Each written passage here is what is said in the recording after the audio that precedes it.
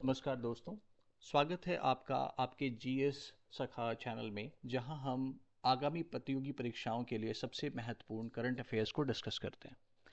तो चलिए शुरू करते हैं आज का सेशन और बढ़ते हैं मई 2024 के मोस्ट इंपॉर्टेंट क्वेश्चंस के पार्ट 3 की तरफ। Question number 101।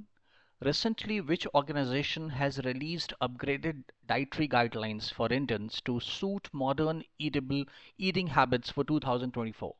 हाल ही में किस संगठन ने 2024 के लिए भारतीयों के लिए आधुनिक खान पान की आदतों के अनुरूप उन्नत आहार दिशा निर्देश यानी गाइडलाइंस जारी किए हैं? Right answer is option C, Indian Council of Medical Research ICMR, यानी भारतीय आयुर्विज्ञान अनुसंधान परिषद। दोस्तों, ICMR ने 2024 में भारतीयों के लिए कुछ आहार दिशा निर्देश यानी डाइटरी गाइडलाइंस जारी किए हैं, जिन्हें हैदराबाद में राष्ट्रीय पोषण संस्थान के शोधकर्ताओं द्वारा विकसित किया गया है। इसका उद्देश्य शारीरिक गतिविधि, नियमित व्यायाम और नमक और हाई फैट शुगर वाले खाद्य पदार्थों की सीमाओं पर जोर देते हुए मोटापे से निपटना है। Question number 102। हाल ही में खबरों में रही हिंडन नदी किस नदी की सहायक नदी है? Right answer is option D, Yamuna नदी। दोस्तों, नेशनल ग्रीन ट्रिब्यूनल ने उत्तर प्रदेश प्रदूषण नियंत्रण बोर्ड को हिंडन नदी प्रदूषण पर 2 सप्ताह के भीतर एक अतिरिक्त रिपोर्ट पेश करने का निर्देश दिया है, जिसमें प्रदूषण फैलाने वाले नगर निकायों के खिलाफ कार्रवाई का विवरण दिया गया है। औद्योगिक कचरे ने इस गंगा बेसिन के सबसे प्रदूषित हिस्सों में से एक बना दिया है। 2015 में CPCB ने इसे एक डेड रिवर यानी मृत नदी घोषित कर दिया था, जो नहाने के लिए उपयुक्त नहीं है। Question number 103। हाल ही में खबरों में रहा सोनाई रूपाई वन्यजीव अभयारण्य किस राज्य में स्थित है? राइट आंसर इज ऑप्शन ए, असम। दोस्तों, नेशनल ग्रीन ट्रिब्यूनल को आसाम के सोनाई रूपाई वन्यजीव अभयारण्य में कुछ निर्माण कार्यों की जानकारी मिली है। उन्होंने नेशनल ग्रीन ट्रिब्यूनल ने असम के मुख्य सचिव से सोनाई रूपाई वन्यजीव अभयारण्य में उन निर्माण गतिविधियों की अनुमति देने के लिए जिम्मेदार नागरिकों से रिपोर्ट तलब किया है। एनजीटी ने इस संरक्षित आवास को खतरे में डालने के लिए जवाबदेही मांगी है। दोस्तों, यहाँ पर हम लोग नेशनल ग्रीन ट्रिब्यूनल को भी समझते चलते हैं, क्योंकि कई परीक्षाओं में इससे संबंधित भी प्रश्न पूछे गए हैं। दोस्तों, एनजीटी भारत में एक विशेष अदालत है जो पर्यावरण संरक्षण और वन्यजीव संरक्षण से जुड़े मामलों का निपटारा करती है। इसे 18 अक्टूबर 2010 को स्थापित किया गया था। एनजीटी का मुख्य उद्देश्य पर्यावरण से जुड़े विवादों का तेजी से निपटारा करना है, ताकि पर्यावरण को नुकसान पहुंचाने वाली गतिविधियों पर जल्द से जल्द रोक लगाई जा सके। Question number 104। हाल ही में मोहम्मद इदरीस डेबी को किस अफ्रीकी देश का राष्ट्रपति चुना गया है?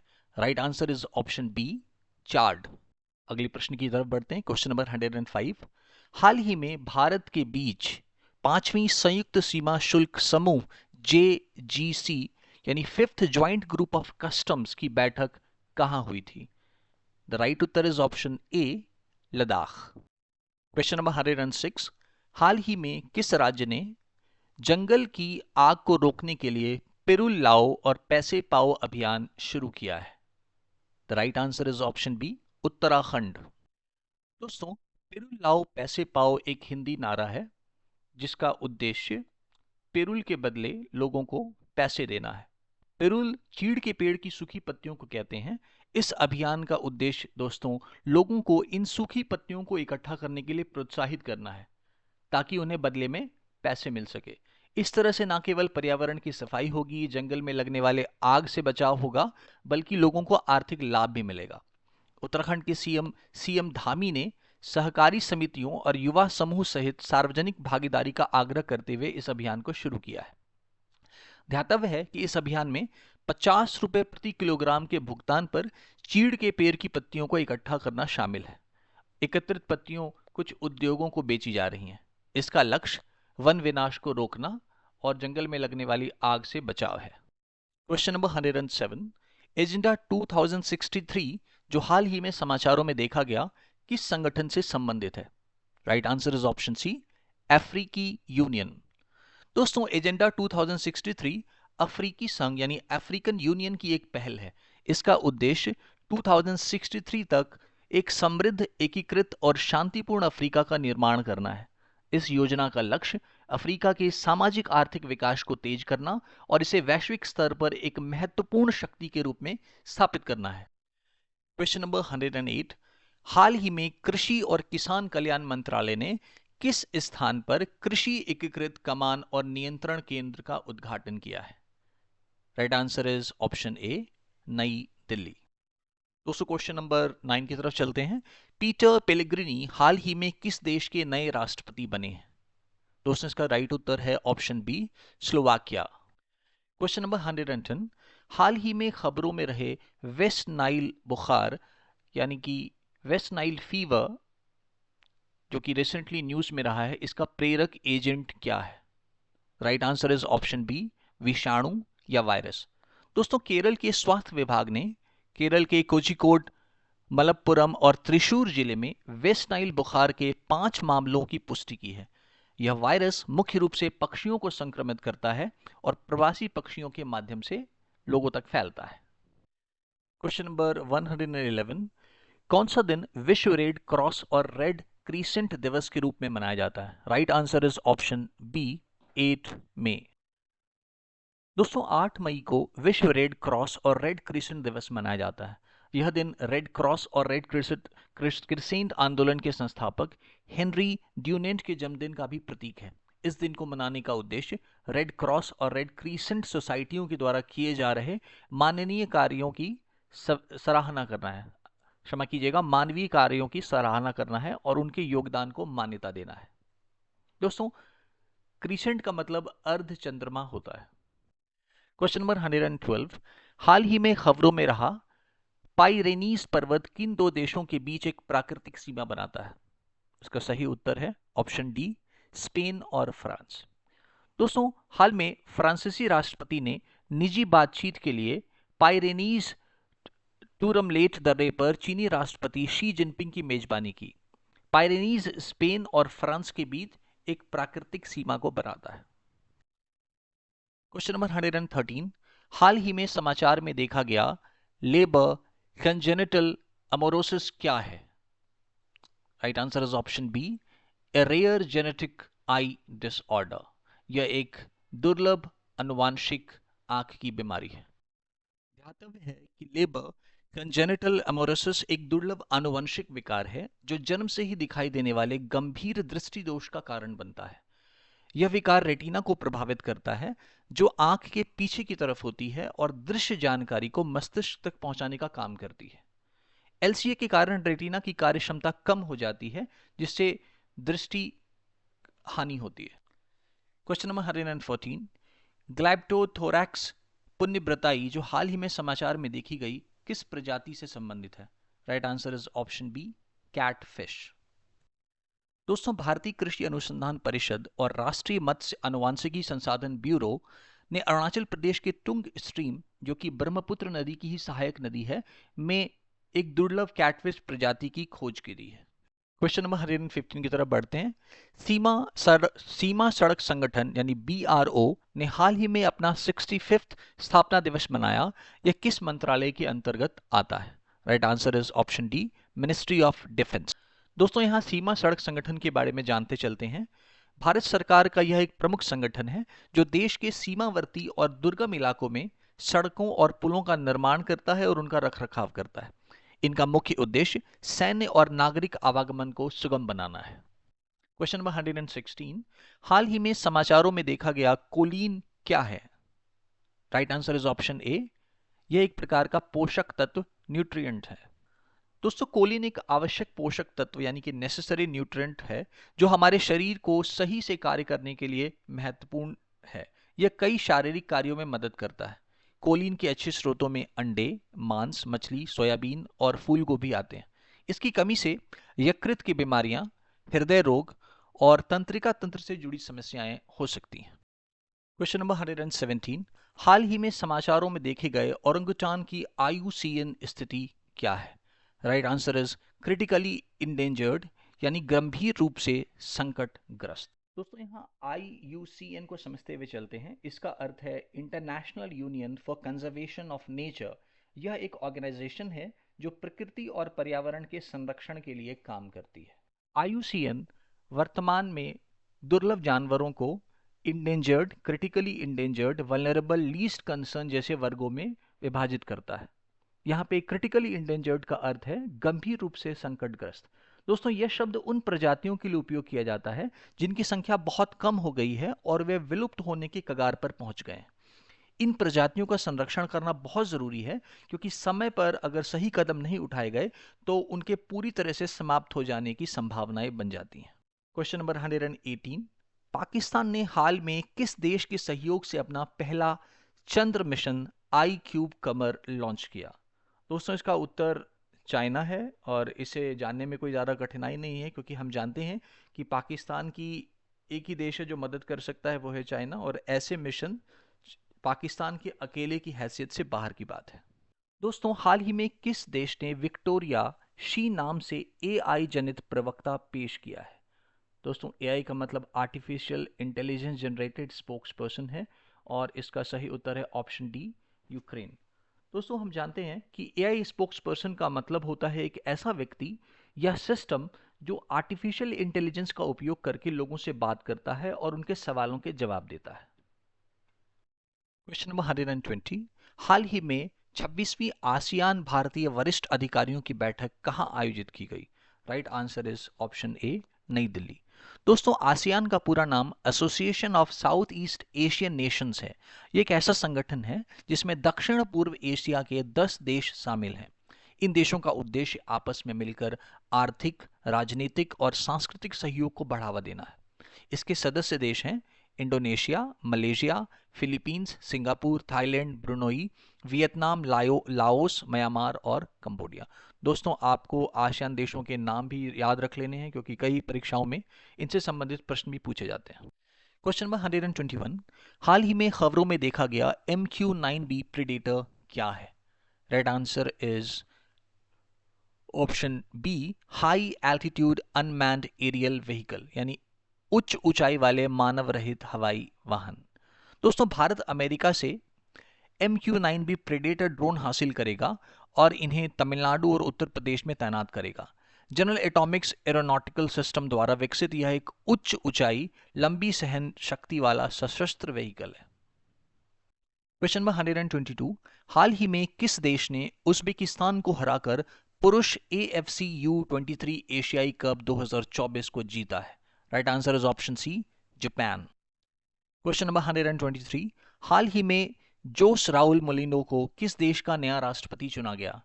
इसका सही उत्तर है option C, Panama. Question number 124, हाल ही में किस परिसंपत्ति प्रबंधन कंपनी ने भारत का पहला Nifty non cyclical index and fund launch किया है? Which asset management company has recently launched India's first Nifty non-cyclical index fund? Right answer is option A, Grow Mutual Fund ने। दोस्तों, Nifty non cyclical index fund एक प्रकार का mutual fund होता है जो निफ्टी नॉन साइक्लिकल इंडेक्स को track करता है। इस प्रकार के फंड का मुख्य उद्देश्य उन कंपनियों में निवेश करना है जो नॉन साइक्लिकल सेक्टर्स में आते हैं। गैर चक्रीय क्षेत्र या नॉन साइक्लिकल सेक्टर्स उन उद्योगों का समूह होता है जो कि आर्थिक मंदी के दौरान भी स्थिर रहते हैं, क्योंकि उनके प्रोडक्ट्स और सर्विसेज की मांग हमेशा बनी रहती है। क्वेश्चन नंबर 125, हाल ही में किस देश ने चंद्रमा के अंधेरे पक्ष यानी डार्क साइड से मिट्टी वापस लाने के लिए चांग-ई 6 जांच लॉन्च करी है? Option A, China. Question number 126, हाल ही में किस अफ्रीकी देश के साथ ऊर्जा और स्थानीय मुद्रा निपटान में सहयोग बढ़ाने पर सहमति हुई है? Right answer is option C, option D, I am sorry, Nigeria. दोस्तों, लोकल करेंसी सेटलमेंट यानी स्थानीय मुद्रा निपटान को समझते हुए चलते हैं। यह एक ऐसी प्रक्रिया है जिसके अंतर्गत दो देशों के बीच व्यापारिक लेन देन उनकी अपनी स्थानीय मुद्राओं में किया जाता है, बजाय किसी तीसरी मुद्रा जैसे डॉलर के। हम जानते हैं कि ज़्यादातर अंतर्राष्ट्रीय व्यापार डॉलर में होता है, परंतु लोकल करेंसी सेटलमेंट दो देशों को यह अनुमति देता है कि वो आपस में व्यापार जो है अपनी लोकल करेंसी में कर सकते हैं। अंतर्राष्ट्रीय व्यापार को सरल और अधिक किफायती बनाने में यह प्रणाली मदद करती है। साथ ही स्थानीय मुद्राओं की स्थिरता और मांग को भी बढ़ावा मिलता है, और इससे हम अंतर्राष्ट्रीय स्तर पर डॉलर की जो डोमिनेंसी है उससे भी काफी हद तक बच सकते हैं। 127, हाल ही में खबरों में रहा भद्रा टाइगर रिजर्व किस राज्य में स्थित है? Right answer is option B, Karnataka. Question number 128, हाल ही में 7वीं भारत इंडोनेशिया संयुक्त रक्षा सहयोग समिति की बैठक कहां आयोजित की गई? इसका सही उत्तर है ऑप्शन ए, नई दिल्ली। क्वेश्चन नंबर 129, दोस्तों पेंशन विभाग ने हाल ही में सरकारी सेवानिवृत्त लोगों के लिए एक ऑनलाइन पोर्टल लॉन्च किया है। इस पोर्टल का नाम क्या है? इस पोर्टल का नाम है भविष्य पोर्टल, ऑप्शन सी। दोस्तों हाल ही में एनपीसीआई ने यूपीआई जैसी तत्काल भुगतान सेवाओं यानी इंस्टेंट पेमेंट सर्विसेज के लिए किस अफ्रीकी देश के साथ एक समझौते पर हस्ताक्षर किया है? Right answer is option A, Namibia. दोस्तों एनपीसीआई का फुल फॉर्म है पेमेंट्स कॉरपोरेशन ऑफ इंडिया। यह नामीबिया में वित्तीय समावेशन यानी फाइनेंशियल इंक्लूजन और डिजिटल लेन देन में सुधार की दिशा में एक महत्वपूर्ण कदम का संकेत देता है। यह अंतर संचालिनता पर भी जोर देता है। हाल ही में एसडीजी का स्थानीयकरण यानी लोकलाइजिंग द एसडीजी भारत में स्थानीय प्रशासन में महिलाएं नेतृत्व करे शीर्षक कार्यक्रम कहां आयोजित किया गया था? Right answer is option C, New York. दोस्तों एसडीजी का full form sustainable development goals होता है। संयुक्त राष्ट्र के सतत विकास लक्ष्यों यानी एसडीजीज को स्थानीय स्तर पर कैसे लागू किया जाए, इस पर ध्यान केंद्रित करते हुए एक आयोजन किया गया। यह आयोजन विशेष रूप से इस बात पर प्रकाश डालता है कि भारत में स्थानीय शासन यानी कि पंचायती राज और नगर पालिका आदि में महिलाएं कैसे नेतृत्व कर रही हैं और विकास को कैसे आगे बढ़ा रही हैं। इसका उद्देश्य यह दिखाना है कि महिलाओं की भागीदारी से स्थानीय स्तर पर किस प्रकार परिवर्तन आ सकता है और सतत विकास लक्ष्यों को प्राप्त करने में मदद कैसे मिल सकती है। क्वेश्चन नंबर 132, हाल ही में किस भारतीयों को green Oscar Whitley gold award 2024 प्राप्त हुआ? Right answer is option B, Purnima Devi Barman. दोस्तों हम लोग green Oscar Whitley gold award को समझते हुए चलते हैं। ये एक प्रतिष्ठित पर्यावरणीय पुरस्कार है। यह पुरस्कार उन लोगों को दिया जाता है जिन्होंने पर्यावरण संरक्षण के क्षेत्र में असाधारण योगदान दिया हो। इसे ग्रीन ऑस्कर भी कहा जाता है क्योंकि यह पर्यावरण संरक्षण के क्षेत्र में सर्वोच्च सम्मान में से एक है। इस पुरस्कार का उद्देश्य ऐसे व्यक्तियों और संगठन को पहचानना और सम्मानित करना है जो पर्यावरण की रक्षा और स्थिरता के लिए महत्वपूर्ण कार्य कर रहे हैं। 2024 में इस पुरस्कार से सम्मानित व्यक्ति या संगठन ने पर्यावरण संरक्षण में विशेष उपलब्धियां हासिल की हैं। दोस्तों बताते चलें कि पूर्णिमा देवी बर्मन भारत के असम की एक वन्य जीव विज्ञानी है। वह ग्रेटर एडजुटेंट के संरक्षण के काम के लिए जानी जाती हैं, जिन्हें स्थानीय रूप से हरगिला के नाम से भी जाना जाता है। यहां पर आप देख सकते हैं कि हरगिला ये वो पक्षी है। इन्होंने इस पक्षी के संरक्षण के लिए काफी काम किया है। क्वेश्चन नंबर 133, हाल ही में जारी ओईसीडी रिपोर्ट के अनुसार 2024-25 में भारत की अर्थव्यवस्था की अपेक्षित विकास दर यानी एक्सपेक्टेड ग्रोथ रेट क्या है? Right answer is option B, 6.6 पर। दोस्तों ओईसीडी का full form organisation of economic cooperation and development. Question number 134, हाल ही में किस आईआईटी को अपने कॉस्ट इफेक्टिव इन्वर्टर के लिए पेटेंट प्रदान किया गया है? Right answer is option A, IIT Patna को। क्वेश्चन नंबर 135, हाल ही में भारतीय सेना और पुनित बालन समूह ने किस शहर में भारत का पहला संविधान पार्क खोलने के लिए सहयोग किया है? Right answer is option B, Pune. दोस्तों यहाँ कॉन्स्टिट्यूशन पार्क के बारे में जानते चलते हैं। कॉन्स्टिट्यूशन पार्क एक विशेष पार्क हो सकता है जो किसी देश के संविधान, उसकी ऐतिहासिक विरासत और महत्वपूर्ण कानूनी दस्तावेज को सम्मानित और प्रदर्शित करने के लिए बनाया जाता है। इस तरह के पार्क में अक्सर संविधान और उससे संबंधित दस्तावेजों की प्रतिकृतियां यानी उनकी कॉपीज, ऐतिहासिक आंकड़ों की मूर्तियां, शैक्षिक प्रदर्शनियां और जनता के लिए शैक्षणिक कार्यक्रम हो सकते हैं। क्वेश्चन नंबर 136, हाल ही में समाचारों में देखा गया एंटा रेस क्या है? Right answer is option C, red super giant. दोस्तों, रेड सुपर जायंट स्टार एक बहुत ही बड़े और ठंडे तारे होते हैं जो अपने जीवन के अंत के करीब पहुंच रहे हैं। अत्यधिक चमकदार लेकिन कम सतह वाले होते हैं ये। क्वेश्चन नंबर 137, हाल ही में सिक्योरिटीज एपेलेटेट ट्रिब्यूनल सैट यानी प्रतिभूति अपीलीय न्यायाधिकरण के पीठासीन अधिकारी के रूप में किसे नियुक्त किया गया है? Right answer is option C, Dinesh Kumar. Question number 134, red Columbus संरक्षण कार्य योजना यानी red Columbus conservation action plan जो हाल ही में समाचारों में देखा गया, किस संगठन की एक पहल है? Right answer is option A, IUCN। दोस्तों, रेड कोलंबस एक प्रकार का बंदर होता है जिसे हिंदी में लाल कोलंबस भी कहा जाता है। ये बंदर अफ्रीका के जंगलों में पाए जाते हैं और इसकी पहचान इसके लाल भूरे रंग के फर से होती है। ये ज़्यादातर पेड़ों पे रहते हैं और पत्तियां फल फूल खाते हैं। दोस्तों, IUCN के बारे में हम पिछले वीडियो में ही ऑलरेडी बात कर चुके हैं। क्वेश्चन नंबर 139, हाल ही में समाचारों में देखी गई स्मार्ट यानी supersonic missile assisted release of torpedo प्रणाली किस संगठन द्वारा विकसित की गई है? Right answer is option A, DRDO। दोस्तों, यहाँ DRDO के बारे में समझते चलते हैं। इस पर अनेक परीक्षाओं में प्रश्न पूछे जाते हैं। DRDO का फुल फॉर्म भी आपको याद रखना है, defence research and development organisation, जिसे हिंदी में रक्षा अनुसंधान और विकास संगठन कहते हैं। दोस्तों, ये भारत की एक सरकारी संस्था है जो रक्षा टेक्नोलॉजी और उपकरणों के विकास के लिए काम करती है। इसका मुख्य कार्य देश की सुरक्षा के लिए नई नई तकनीकों और हथियारों को विकसित करना है। DRDO ने भारत की हथियारों के लिए विदेशों पर निर्भरता को काफी हद तक कम कर दिया है। 144, अंतर्राष्ट्रीय मजदूर दिवस 2024 का विषय क्या है? दोस्तों, हम जानते हैं कि 1 मई को अंतर्राष्ट्रीय मजदूर दिवस मनाया जाता है। इस प्रश्न का आंसर है ऑप्शन ए, बदलते माहौल में काम पर सुरक्षा और स्वास्थ्य सुनिश्चित करना, ensuring safety and health at work in a changing climate। Question number 141, हाल ही में किस भारतीय कंपनी ने भारत में फ्लोटिंग और सौर प्रौद्योगिकी को लागू करने के लिए नॉर्वेजियन फर्म के साथ एक समझौता ज्ञापन पर हस्ताक्षर किए? दोस्तों, इसका उत्तर है ऑप्शन बी, NHPC। दोस्तों, NHPC के बारे में समझते चलते हैं, जिसका फुल फॉर्म है national hydro electric power corporation यानी राष्ट्रीय जल विद्युत शक्ति निगम।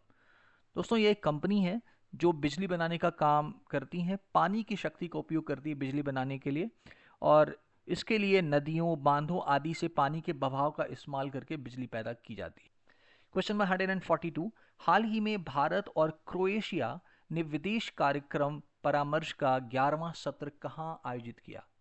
दोस्तों, इसका उत्तर है ऑप्शन डी, नई दिल्ली। क्वेश्चन नंबर 143, रुआंग ज्वालामुखी जो हाल ही में विस्फोट के कारण खबरों में है, किस देश में स्थित है? Right answer is option B, Indonesia.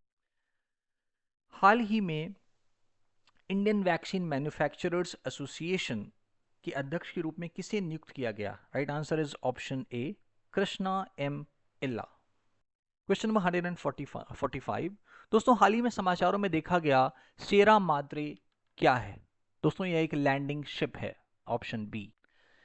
Question 146, हाल ही में खबरों में आई फायर ड्रैगन 480 किस देश की सामरिक बैलिस्टिक मिसाइल है? Right answer is option C, China.